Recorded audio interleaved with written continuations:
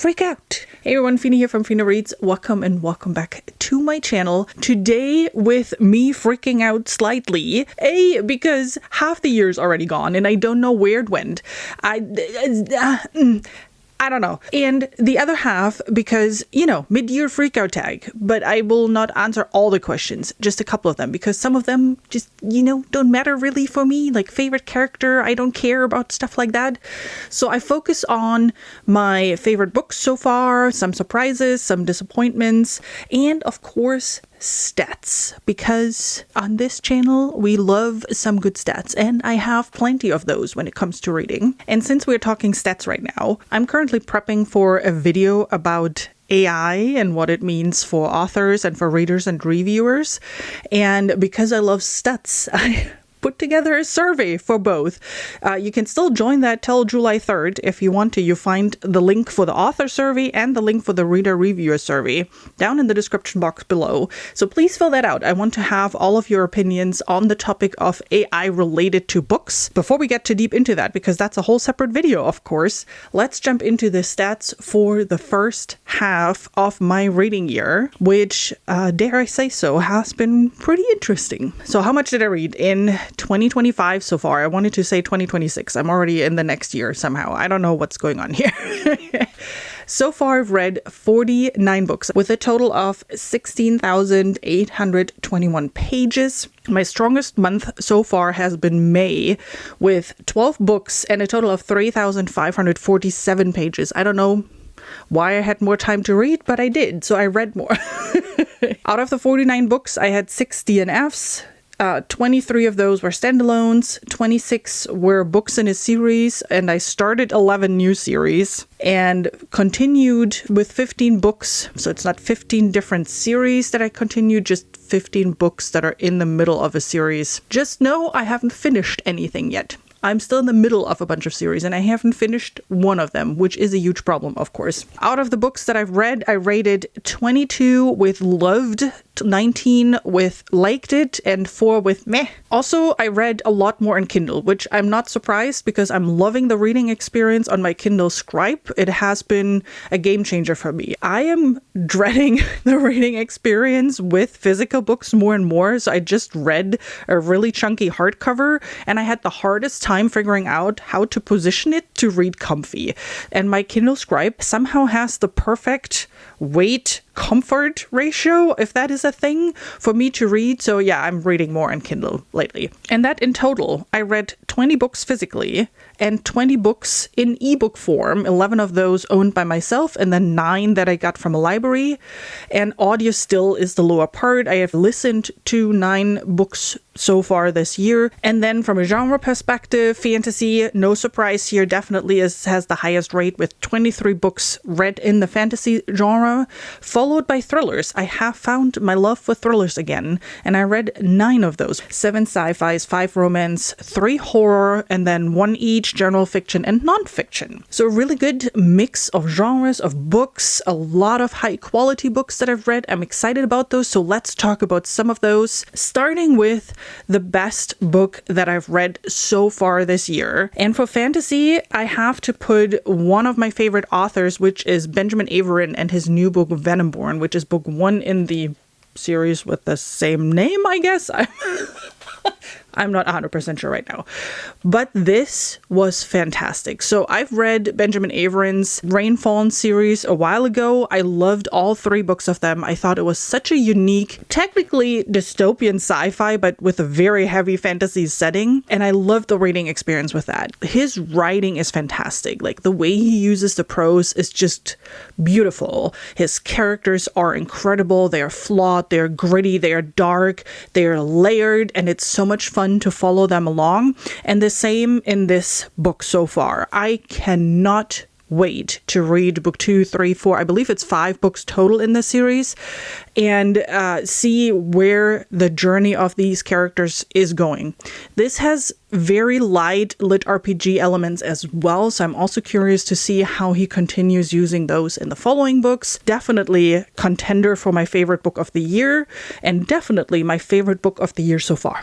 And if we jump into the mystery thriller genre, I have to pick The Ghostwriter by Julie Clark. This was such a surprise. This is technically more a mystery novel. I know in some cases it's marketed as thriller, but it is very slow burn, suspense heavy. So expect a rather slow storytelling experience. That doesn't mean that your reading experience is slow. I read the first 40% within a day, and I was so surprised when I realized how much I've read immediately that I thought, oh my goodness.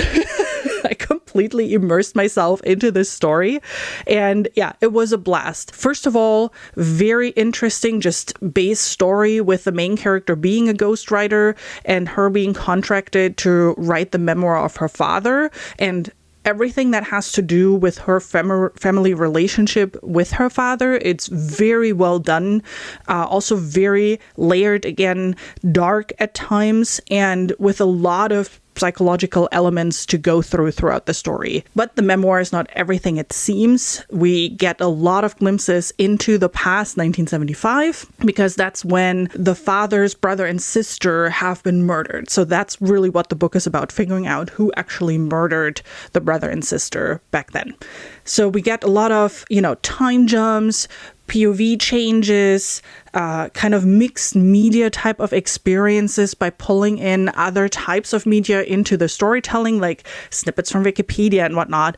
And it's very interestingly done and creates a very unique reading experience too. Most anticipated release of the year. Next question. I don't think this is going to be a huge surprise if you've been around for a while on this channel. And if you've watched any video really this year from me. I am pretty vocal about my favorite fantasy series of all time, which is the Green Rider series by Kristen Britton. And book 8 in the series is coming out this year, which is Fallen in a Sea of Stars. A long anticipated, not that long, but long enough anticipated book. For the longest time, I thought book 8 would be the final book in the series. I now know that was foolish of me to think that, because that's not the case. We already know there's going to be a book 9 sometime soon. Anyway, this is the one I'm excited about. Spoiler, I got an early review copy, so thank you, Daw Books and NetGalley, for giving me access early to book 8, and I just started reading it. So I'm about 14% in as I'm filming this. So stay tuned for thoughts on that very, very soon. Biggest disappointment so far this year, and I have 2 books for that. The first one is So Thirsty by Rachel Harrison, and that actually surprised me that I didn't vibe with that one, because I read 2, 3 of her other books. I'm not 100% sure anymore. And they're great. It's typical woman fiction with paranormal elements. And I thought she uses paranormal elements in such an interesting way because they're kind of light, even though it's the main part of the series, but they're kind of lightly interwoven in the story.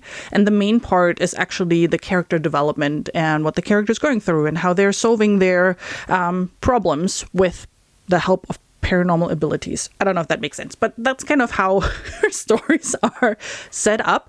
And So Thirsty was one of the newer ones. I believe it was released end of last year. Thankfully, I got it from my library first before I decided to purchase it, because boy, was this terrible. I was so annoyed with the main character, with her best friend. This whole relationship between the two was toxic in a sense. The reasoning behind them doing the things they were doing was completely made up and, I don't know, not handled very well, to be honest. The vampire elements, sure, was all fine. That part of it, I didn't mind at all. It was really just the relationship between the main character and her best friend that did not work for me at all. None of the apologies, quote unquote, were really apologies. It felt all very gaslighty to me. I don't know. So that was disappointment number 1. And then disappointment number 2, I apologize, people, was Mistborn.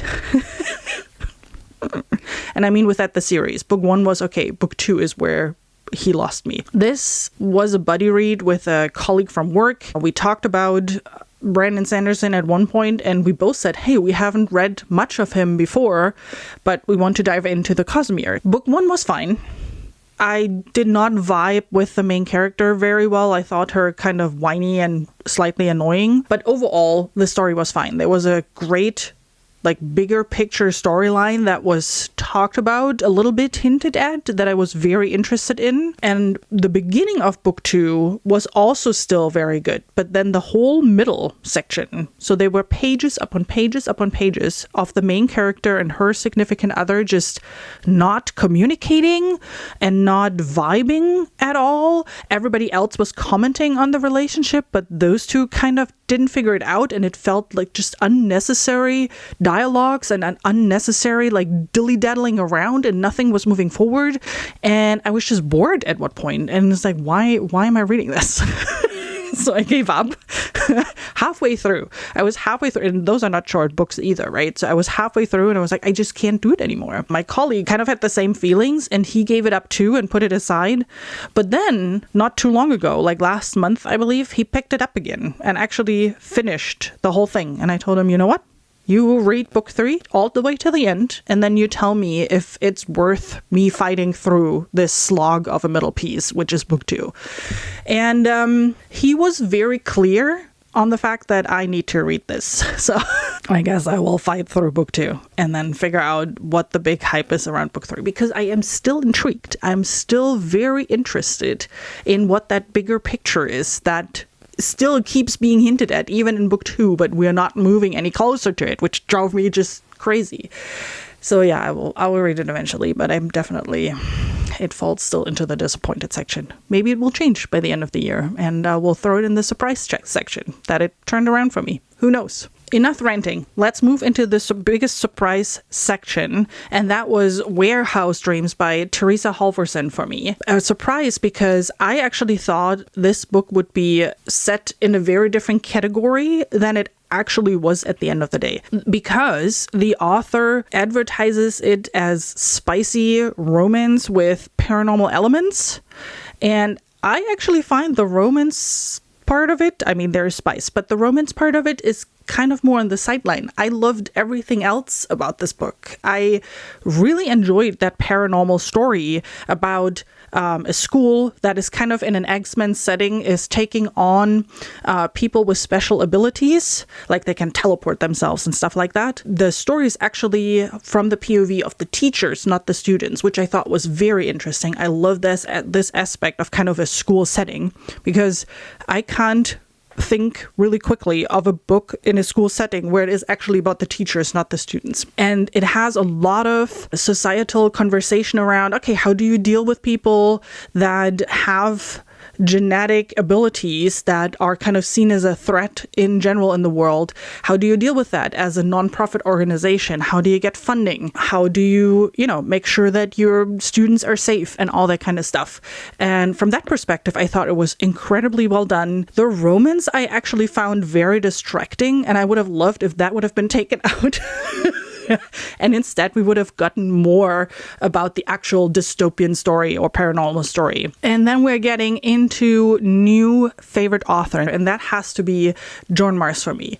I mean, I have been reading one book from him every month now, and I'm still not bored. I'm still incredibly excited. So yeah, he had to be my new favorite author. Like I could not put him in this category, if that makes any sense. And Stacey, Ian, and I did a buddy read over on the Bookströmer Discord, and there are a couple of other folks in the read along as well. And every month we have been reading a book by him, and we switched between thrillers and sci-fi with every month. 6 months in, we've read 3 thrillers, 3 sci-fi books. Again, very unique storytelling aspect. The sci-fi books are all kind of connected. The recommendation is, and I agree with that, by the way, is to read them in order of publication. They are all very interesting premises. So the one that I'm holding up here, just as an example, is about self-driving cars and what happens if hackers get access to that and then blackmail basically the government with, hey, if you don't, do whatever, we will have a big crash of all these cars with all these people inside. And you're getting POVs from the people in the cars that have been hacked and POVs from people outside that are trying to deal with that situation. Just as an example, they are all very similar in that setup. They are usually all multi-POV because you follow all these different people along, and it's never what you think at the beginning. Like there's always the twist and then another in his books, no matter if it's the thriller side of things or the sci-fi side of things. And it's just fantastic. It is so much fun to follow along. Pure popcorn read. The thrillers are crazy dark at times. There's some stuff going on from a psychological perspective that is really fascinating. And that's stuff that I just love and generally eat up. And I'm very excited to see what my thoughts are once I've read all of his books completely. All of them. Every single word. The last question from my partially freaking out mid-year check-in video is, what else do I want to read for the rest of the year? There's a lot. And partially you can see what's on that list, and I'm losing it in a second here, so let me put this down real quick. Starting with a thriller, which is Ragnar Jonassen's Is That the Holder series? I think that's what it's called. So it's a trilogy, but there's a fourth book, which I think is a prequel to this one that just came out in Germany. Don't believe there's an English translation yet. This was fantastic. So first of all, years ago, I've been reading a lot of Nordic thrillers. I don't know, I just love this genre, like the subgenre in the thriller category, because they tend to be rather dark, rather gritty, and I just love that. And this is the same thing. This was a total surprise pick for me. I loved the very dark twist at the end, and I'm so curious to see how this series continues. So this is about a police officer. She is 64. She is close to retirement. She actually still has half a year, but her boss wants to kick her out now. But she negotiates like 2 more weeks so she can solve a cold case on her own. And it's about her solving this cold case, but then also at the same time about her and what she has been through her entire life. And yeah, you'll figure out some things throughout the series that are very interesting. So yeah, I definitely want to finish this trilogy, and then I'll see if I get to book 4 as well. The other series that I've started, did I start it last year or early this year? I'm not 100% sure. But this is the Last Luminian series by S.G. Blaze.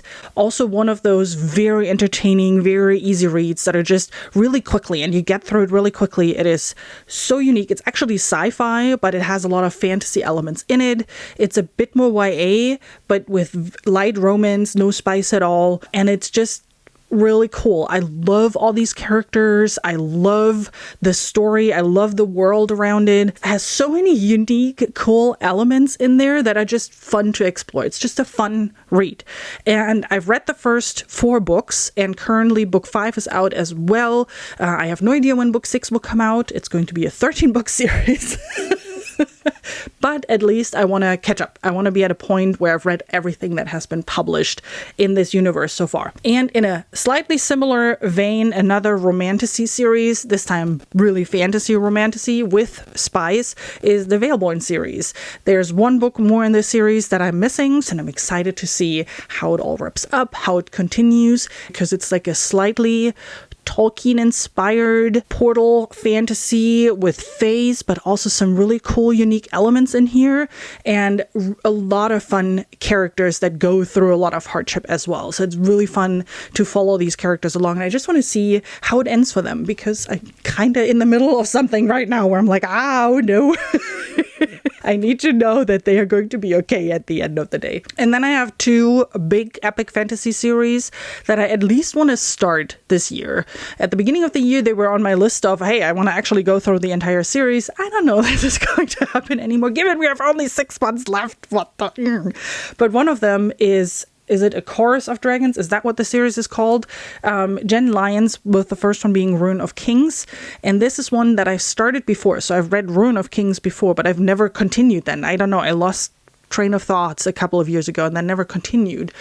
But I really want to read the series. It's complete now. It has been for 2 or 3 years, I believe.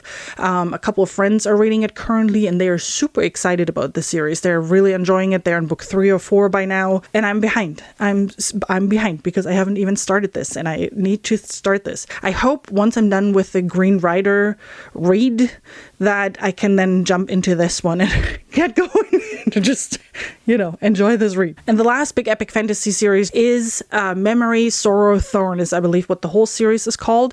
And it's heavy. Like, did you see that? Flip over. Come here. It's the Dragonbone Chair. I really want to read this series. This is more a classic fantasy of epic proportions. There is a first series that consists of technically 3 books, but they split the last 2 books Broken Binding did, not every publisher did that, into 2 books. And then there is a follow-up series on that as well. Again, I highly doubt that I will read the whole thing this year anymore, but I at least want to get started. I really want to give this a try. It's one of those classic fantasy series that I've not read yet, obviously. That's why I want to read it. And I just need to. Like, I don't even want to really know what it is about. It's just the vibe that it's giving me. It kind of gives me the vibe that it's going to be a good one and that I just will really get along with it. And that's why I want to read it. So here we are. This one. That's it. That's my partial mid-year freak out tag. Freak out. What are you still excited about for the rest of the year? Which book gets you all excited that you want to make sure that you get to read before the year ends? Let me know down in the comments. Don't forget to hit the subscribe button, especially if you're interested in that AI topic. Those videos are coming rather soon. Don't forget to fill out the survey. It's down below in the subscription. It's still open till July 3rd. I appreciate your help with that. Till then, I hope you have an amazing rest of your day, and then I will see you soon with another video. Bye!